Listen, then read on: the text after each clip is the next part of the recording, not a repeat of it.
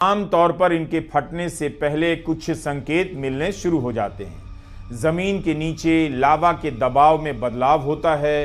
रवीश कुमार का वीडियो देखिए, ज्वालामुखी फटने पर क्या बयान दिया। नमस्कार, मैं रवीश कुमार। 12,000 साल पहले इंसान क्या कर रहा था? निश्चित रूप से किसी अपार्टमेंट में नहीं रह रहा था, गुफाओं में रहता होगा, मगर इस समय तक घुमंतु जीवन जीने लगा था और झोपड़ी जैसी चीज बनाने लगा था। हेली गुब्बी पहाड़ में 12,000 साल से निष्क्रिय एक ज्वालामुखी फटा तो उसकी राख का गुबार 2 दिनों में अफ्रीका से चलकर भारत तक आ गया। भारत में ज्वालामुखी कहां है? बैरन आइलैंड, अंडमान निकोबार। ऐसा नहीं है कि इथोपिया में ज्वालामुखी बिना किसी चेतावनी के फट गया। आमतौर पर इनके फटने से पहले कुछ संकेत मिलने शुरू हो जाते हैं। जमीन के नीचे लावा के दबाव में बदलाव होता है, धुआं निकलता है, छोटे छोटे भूकंप आने लगते हैं। इसी साल जुलाई में इस पर्वतमाला के एक दूसरे ज्वालामुखी से धुआं निकलने लगा। जमीन के नीचे दबाव में कुछ बदलाव हुआ और उभार दिखने लगे। लोग सुरक्षित स्थानों पर चले गए, लेकिन इस ज्वालामुखी के आसपास कई 100 किलोमीटर दूर तक के गांवों में राख की चादरें बिछ गई हैं। मवेशियों के लिए चरने की जगहें खत्म हो गई हैं। लोगों का कहना है कि जब ज्वालामुखी फटा तब लगा कोई बहुत बड़ा बम फटा है। यहाँ की अर्थव्यवस्था पर इस धमाके का बुरा असर पड़ा होगा। हेली गुब्बी का यह ज्वालामुखी 12,000 साल से सोया रहा और जब जागा तो झट से भारत तक आ गया। राख से भरे बादल हवाई जहाज के लिए खतरा हो सकते हैं, इसलिए कई उड़ानों को रद्द करना पड़ा। डीजीसीए ने चेतावनी जारी की। हवाई जहाज के इंजन का तापमान अधिक होता है और उसमें राख पिघलकर पुर्जों को खराब कर सकती थी। टरबाइन ब्लेड्स में राख चिपक जाती। ज्वालामुखी की राख में सल्फर डाइऑक्साइड और कार्बन डाइऑक्साइड बड़ी मात्रा में घुले होते हैं। इसके अलावा hydrogen sulphide, hydrogen chloride, hydrogen fluoride और सीमित मात्रा में कार्बन मोनोऑक्साइड भी निकलती है। पहले से ही दिल्ली की हवा प्रदूषित है और अब एक और चुनौती आ गई। हवा में 14 किलोमीटर ऊपर तक फैली इसकी राख इथोपिया से चलकर दुनिया के अलग अलग देशों में पहुंची है। लाल सागर पार करते हुए यह येमेन, ओमान, पाकिस्तान और दिल्ली तक आई है। इसके असर की बात कर ही रहे हैं, लेकिन हेली गुब्बी को लेकर जो आंकड़े हैं उसकी बात भी करना चाहते हैं। इथोपिया का अफार क्षेत्र सक्रिय ज्वालामुखी का अड्डा माना जाता है। यहीं पर है हेली गुब्बी, जहां 12,000 साल से निष्क्रिय एक ज्वालामुखी फटा है। आज पूरी दुनिया में इसकी चर्चा है, वीडियो वायरल है। जब यह ज्वालामुखी फटा तब दुनिया पूरी तरह से बदल चुकी है। ज्वालामुखी से धुआं निकलने की तस्वीर आते ही दुनिया के करोड़ों मोबाइल फोन में उसका वीडियो वायरल हो गया है। इस घटना को समझने के लिए आपको इतिहास भी समझना चाहिए और भूगोल भी। जिस पर्वत श्रृंखला में यह ज्वालामुखी फटा है वो ईस्ट अफ्रीकन रिफ्ट जोन के मुहाने पर है। ईस्ट अफ्रीकन रिफ्ट जोन क्या है? असल में पूरी दुनिया अलग अलग टेक्टोनिक प्लेट में बटी हुई है। ये पत्थर के भीमकाय स्लैब हैं जो लावा के ऊपर तैर रहे हैं। साल में बस कुछ सेंटीमीटर या मिलीमीटर ही खिसकते हैं, लेकिन इतने से धरती झटका खा जाती है जिसे आप भूकंप कहते हैं। इन्हीं प्लेट के किनारे ज्वालामुखी फटते हैं। कुछ प्लेट जमीन के नीचे होती है और कुछ समुद्र के नीचे। इन्हें कॉन्टिनेंटल या ओशियनिक प्लेट कहा जाता है। कभी ये एक दूसरे से टकराती हैं, कभी एक दूसरे से रगड़ खाती हुई गुजर जाती हैं या फिर एक दूसरे से दूर चली जाती हैं। अफ्रीका में जो हुआ है और हो रहा है वो इस तीसरी श्रेणी की प्रक्रिया है। यहां हेली गुब्बी ज्वालामुखी फटा है। ये वो इलाका है जहां पर अफ्रीका की प्लेट धीरे धीरे 2 हिस्सों में बट रही है। इस नक्शे में देखिए, पूर्व की तरफ लाल सागर है और दूसरी तरफ दक्षिण में जिम्बाब्वे है। 6,000 किलोमीटर की इस दरार को ईस्ट अफ्रीकन रिफ्ट जोन कहते हैं। ये तस्वीरें उसी रिफ्ट जोन के एक अन्य ज्वालामुखी माउंट किलीमांजारो के इलाके की है। ईस्ट अफ्रीकन रिफ्ट जोन एक तरह से विशालकाय घाटी है जो अफ्रीकन प्लेट और सोमालियन प्लेट के एक दूसरे से दूर खिसकने के कारण बन रही है। इस घाटी में कई तरह के तालाब और जलाशय बन गए हैं। जानवरों की करोड़ों प्रजातियां इस इलाके में पाई जाती हैं, क्योंकि जमीन के दूर जाने से बनी खाली जगह में पानी इकट्ठा हो गया है। जब दोनों प्लेट एक दूसरे से दूर जाती हैं तो लावा के निकलने के लिए जगह बनने लगती है। इसीलिए दुनिया के कई ज्वालामुखी इस इलाके में पाए जाते हैं और इनमें से एक है हेली गुब्बी। 12,000 साल बाद रविवार सुबह फट पड़ा। कितनी बार आप सुन रहे हैं 10,000 साल बाद फटा, 12,000 साल बाद फटा। 12,000 साल पहले इंसान क्या कर रहा होगा? उस समय को होलोसीन कहा जाता है, जब कई हजार साल के दौर के बाद धरती गर्म होने लगी और बर्फ की चादरें पिघलने लगी। कुछ लोग कहते हैं होलोसीन आज भी जारी है, लेकिन इस कालखंड को एंथ्रोपोसीन कहा जाता है। इसके उच्चारण अलग अलग हो सकते हैं। इस तरह के नाम क्यों दिए जाते हैं, इस पर भी बहस है। अमिताभ घोष ने इस छोटी सी पुस्तिका महापर्वत में इस शब्द और इसके पीछे की अवधारणा, इसके नाम का मजाक उड़ाया है कि ये क्या नाम है और इससे क्या मतलब निकलता है। समझने के लिए हम इस कालखंड को इंसानों के फितूर से प्रभावित मान सकते हैं। उसने प्रकृति पर विजय प्राप्त करने का भरम भी पाया और कई जगहों पर विजय प्राप्त किया भी। आखिरी 200 वर्षों में इंसानों ने अपनी क्षमता से धरती पर जो उत्पात मचाया है उसे बदला है। उससे आया है जलवायु संकट। तरह तरह की आपदाओं से घिरा हुआ है हमारा यह समय। इसीलिए शायद इसे अजीब नाम एंथ्रोपोसीन से पुकारा जा रहा है, क्योंकि इंसान ने धरती को बदला तो है। 12,000 साल के आखिरी 200 साल में कितना कुछ बदल गया। जिस धरती को इंसान बदल रहा था उसे ही रहने लायक नहीं छोड़ा। इसकी जलवायु को संकट में डाल दिया और अनगिनत जीव जंतु धरती से गायब कर दिए गए। जंगलों को धरती से मिटाया जा रहा है और मिटाने पर लोग अभी भी तुले हुए हैं।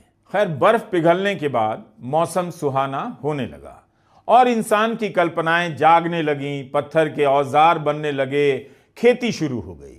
हिमयुग के खत्म होते ही इंसान चल पड़ा नए नए इलाके की ओर। जहां खेती की संभावना मिली वहीं बसने भी लगा। इंसानों की आबादी में विस्फोट होने लग जाता है।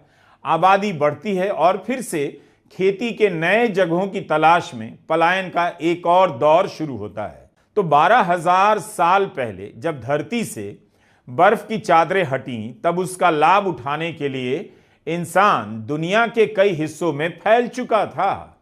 मगर यहां तक आने के लिए इंसान को इसी अफ्रीका से 65,000 साल पहले से अपनी यात्रा शुरू करनी पड़ी। जब इंसानों का काफिला अफ्रीका से निकलता है, दुनिया के अलग अलग हिस्सों में जाता है। हम उस समय की बात कर रहे हैं। आज उन इलाकों को आप देश के नाम से जानते हैं। तब कोई देश था नहीं, कोई सीमा नहीं थी। बस इंसानों ने चलना शुरू किया, चलते रहे, बसते रहे। अफ्रीका से निकले लोगों का कारवां भारत कब पहुंचा, इसकी जानकारी जेनेटिक्स से नहीं मिल पाती। पुरातत्व से 65,000 साल पहले भारत में आधुनिक मानव के निशान मिलते हैं। भीमबेटका में कलाकृतियां बनाई जाने लगी थी।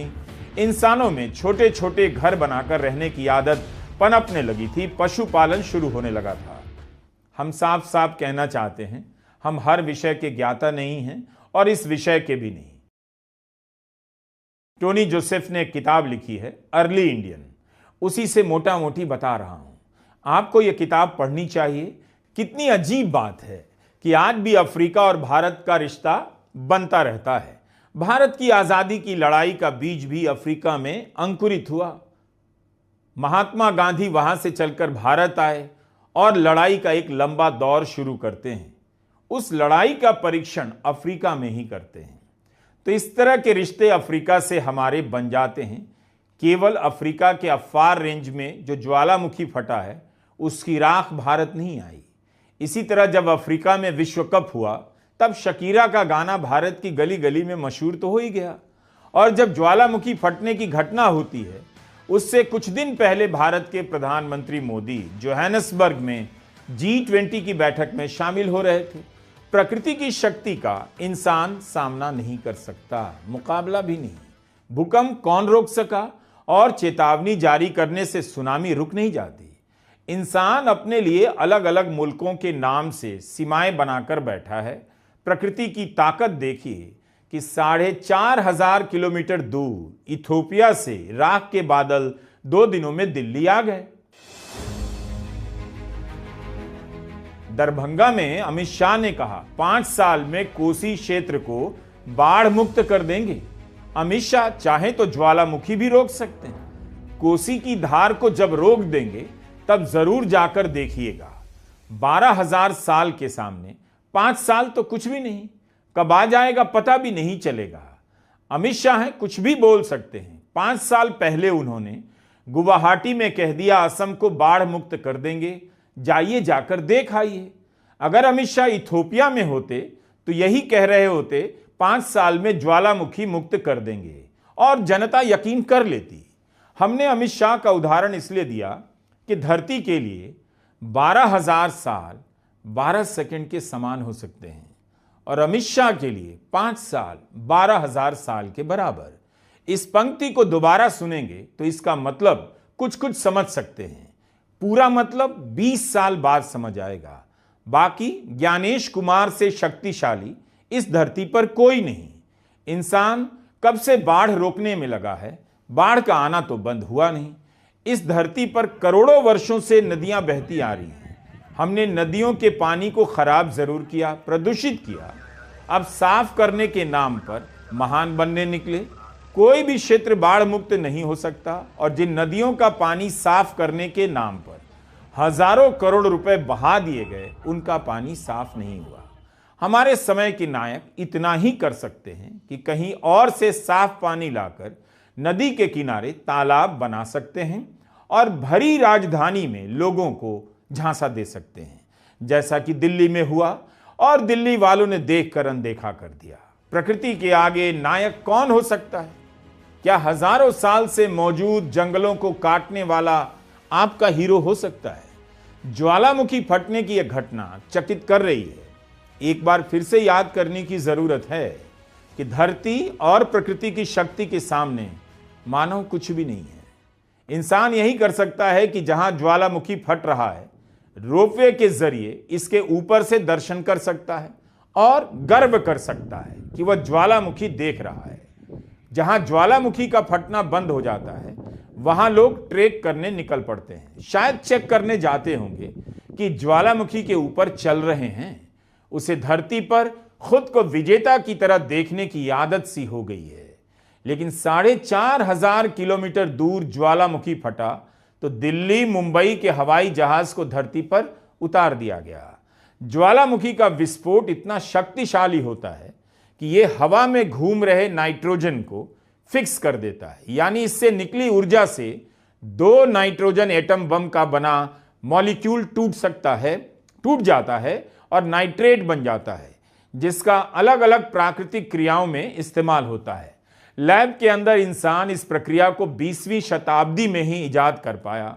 1909 में जर्मन वैज्ञानिक फ्रिट्ज हाबर ने गैस सिलेंडर के अंदर नाइट्रोजन के एटम पर अत्यधिक दबाव डाला और फिर हाइड्रोजन के एटम को नाइट्रोजन के एटम के साथ जोड़कर लैब में अमोनिया बना दिया।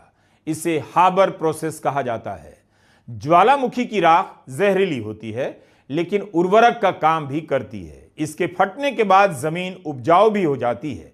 समुद्र के पास ज्वालामुखी फटता है, नई जमीन बना देता है, टापू बन जाता है। कभी कभी टापू खत्म भी हो जाता है, उससे निकला लावा जमकर पत्थर बन जाता है। कई तरह के मिनरल धरती के अंदर से बाहर आ जाते हैं। भूकंप की तरह ज्वालामुखी भी कई प्रकार के होते हैं। कुछ होते हैं जो फटने पर धमाके के साथ ऊपर की ओर लावा फेंकते हैं, और कुछ ऐसे होते हैं जिनमें जगह जगह से रिसाव या धमाका होता है। हेली गुब्बी एक शील्ड ज्वालामुखी है। इसमें लावा धमाके के साथ बाहर नहीं आता, लेकिन पहाड़ी के ऊपर नदी की तरह बहता रहता है। आपने टीवी पर साइंस प्रोग्राम में इसके दृश्य देखे होंगे। 2022 में अमेरिका के हवाई में मौना लोआ नाम का ज्वालामुखी भी इसी तरह का शील्ड ज्वालामुखी था। शील्ड ज्वालामुखी जब फटता है तब इतना धुआं नहीं निकलता जितना कि हेली गुब्बी के मामले में देखा जा रहा है। इसे लेकर भी वैज्ञानिकों में चर्चाएं चल रही हैं कि एक शील्ड ज्वालामुखी से इतना धुआं कैसे निकल रहा है। यह मुमकिन है कि इस इलाके की पर्याप्त वैज्ञानिक जांच नहीं हुई होगी और हेली गुब्बी को ठीक से समझा नहीं गया होगा। अगर अमित शाह 5 साल में बाढ़ रोक सकते हैं तो मुझे उम्मीद है कि इस वीडियो की कुछ कमियों को आप दर्शक भी नजरअंदाज कर सकते हैं। आपकी इस उदारता पर मुझे बहुत भरोसा है। नमस्कार, मैं रवीश कुमार। वीडियो अच्छा लगा हो तो लाइक और सब्सक्राइब कर लीजिए।